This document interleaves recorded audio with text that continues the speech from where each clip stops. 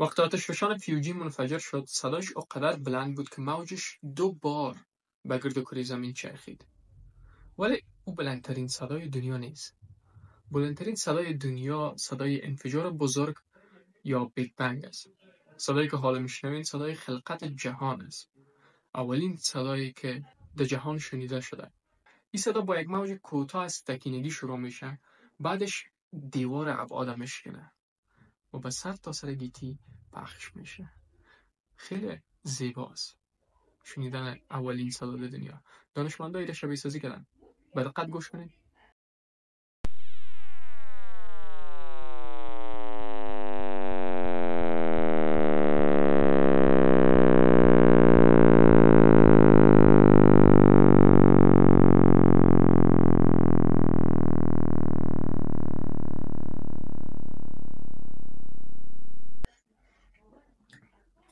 هی راستی اگر معلومات عمومی تا نمیخواین زیاد کنین پیج فالو کنید.